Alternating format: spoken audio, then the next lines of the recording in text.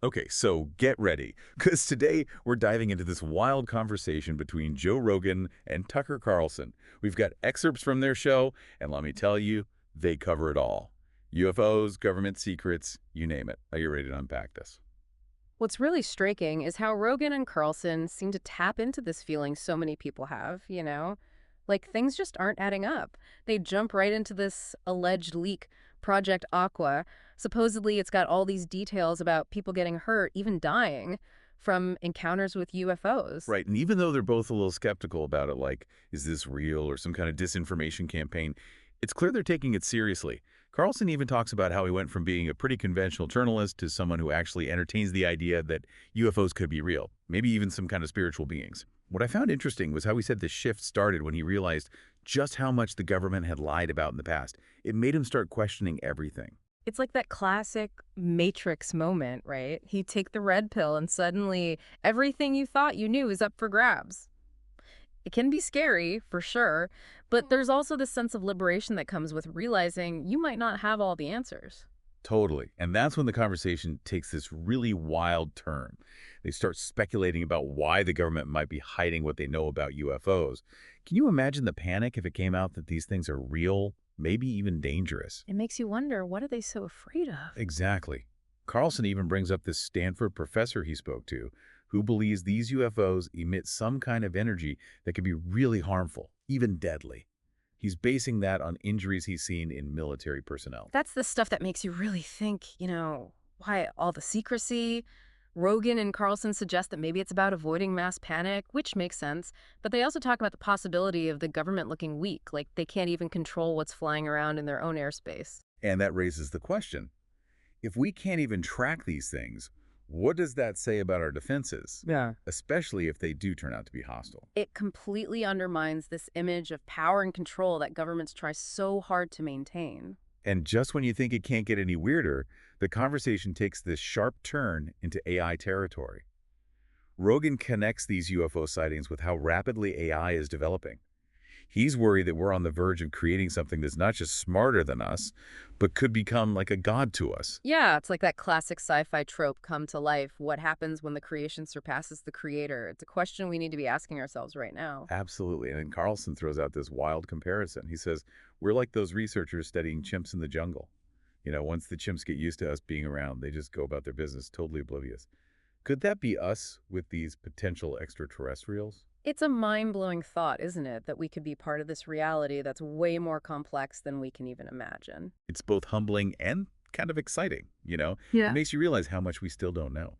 But then they shift from this vastness of space to something surprisingly grounded, discipline. They start talking about physical and mental discipline, things like martial arts or taking ice-cold plunges. Carlson even talks about how confronting difficult things, pushing your limits, can give you a whole new perspective. Yeah, I found that really interesting. It's like they're saying that by building resilience in our own lives, by facing those tough challenges head on, we can actually prepare ourselves for a world that's only getting more complicated. Right, it's about building that inner strength to face whatever comes our way. And speaking of facing challenges, Rogan and Carlson then turn their attention to the media. They argue that corporate interests and political agendas are constantly distorting the truth, making it really hard to know what's really going on. Yeah, they seem pretty skeptical of the narratives we're being fed. They keep coming back to this idea that we need to be thinking critically, not just accepting everything we're told at face value. Absolutely. And they use this case of a black nationalist group accused of working with Russia to spread propaganda as a prime example. Both Rogan and Carlson really dig into the details of that case, questioning whether the accusations are even true and suggesting that it might be more about silencing dissent than national security. It's almost like they're saying the government can use the national security card to shut down any kind of debate they don't like, especially when it comes to criticizing their actions. Exactly. And that's incredibly dangerous because who gets to decide what's dangerous or subversive? It raises all sorts of red flags about censorship and who controls the narrative. And that leads to this really thought-provoking conversation about good and evil, not in some abstract sense, but the kind of good and evil that we see play out in positions of power. Right, the choices people make when they have the authority to impact others' lives. What struck me was their observation that evil often thrives in secrecy and weakness, especially in leadership.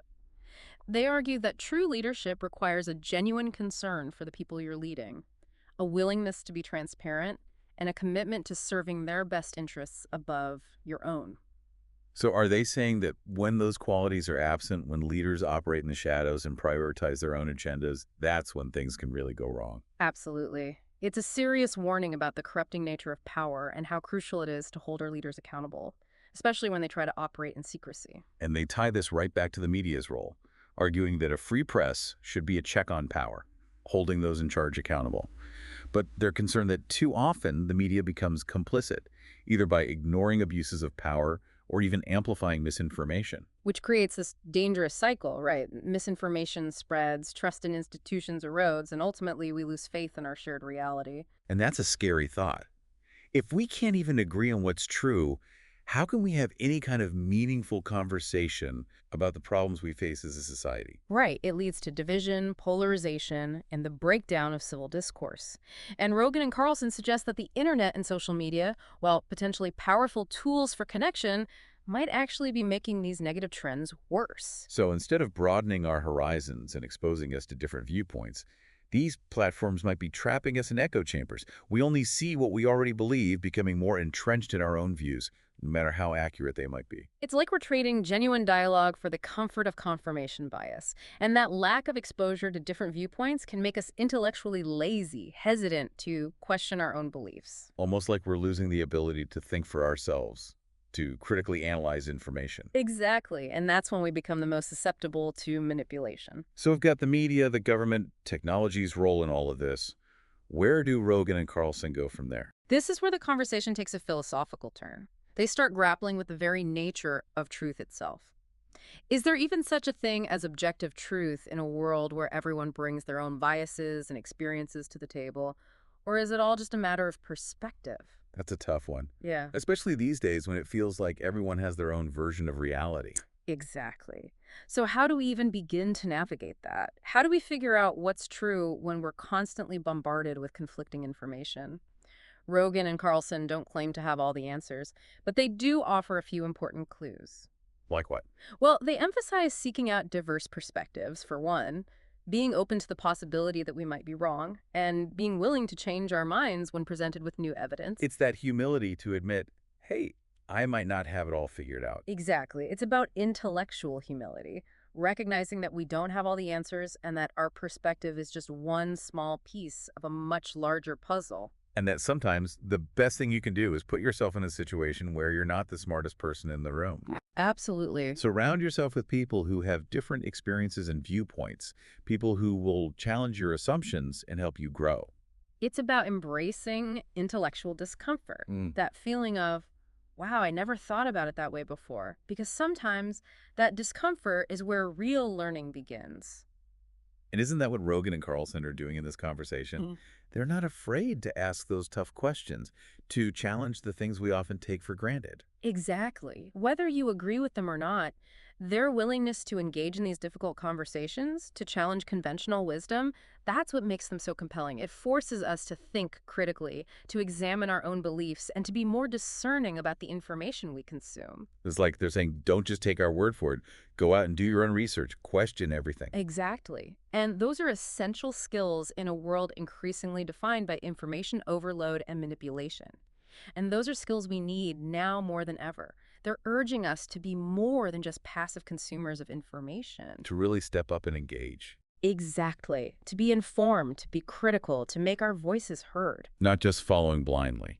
Exactly. We need to engage in those tough conversations, the ones that make us uncomfortable, push for transparency and accountability from our leaders and institutions. Because if we want a world where truth actually matters, we can't just sit back and hope for the best. We need to be active participants in shaping that world. So they've covered the media, the government, the role of technology.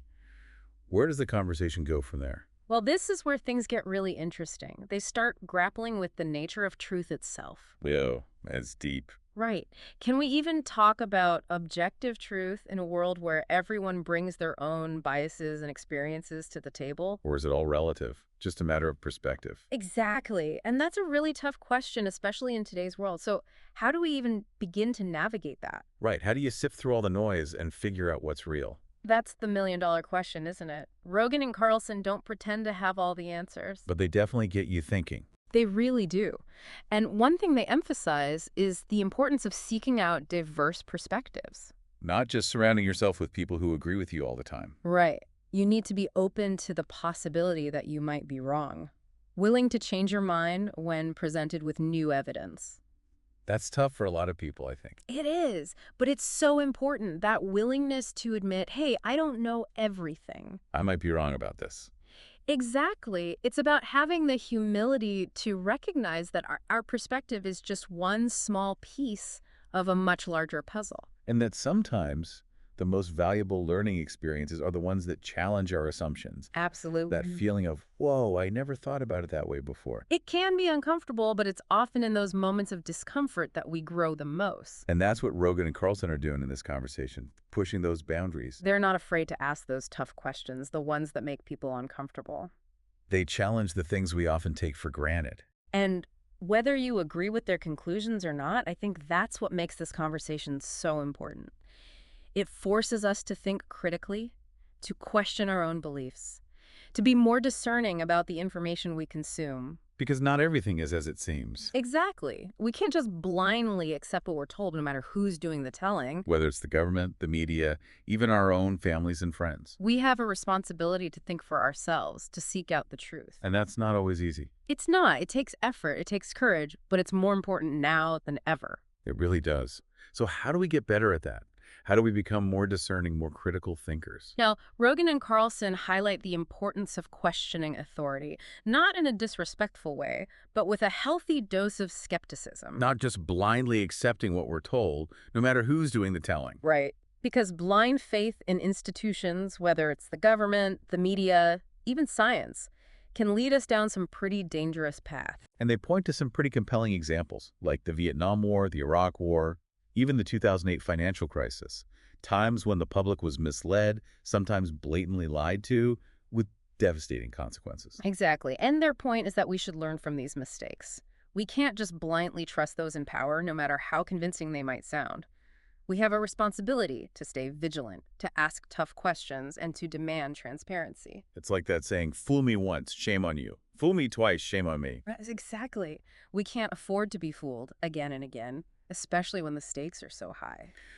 So after all this, after questioning everything from UFOs to the media to the nature of truth itself, what's the takeaway? What's the message Rogan and Carlson want to leave us with? I think it's a call to action. They're challenging us to be more engaged citizens, more informed, more critical of the information that's constantly being thrown at us. Don't just be a passive bystander, right? Exactly.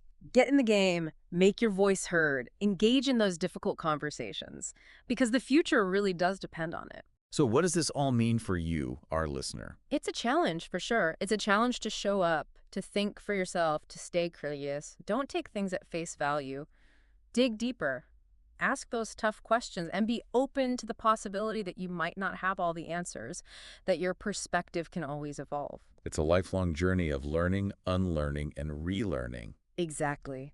And sometimes the most rewarding discoveries happen when we challenge our own assumptions, when we step outside of our comfort zones. It's about embracing that discomfort, that uncertainty, and using it as fuel for growth. Absolutely. So keep learning, keep questioning, and keep pushing the boundaries of your own understanding. That's what Rogan and Carlson are doing, and in today's world, those skills are more valuable than ever. That's it for this deep dive. We hope this conversation sparked some new ideas and inspired you to keep exploring these complex and fascinating topics. Until next time.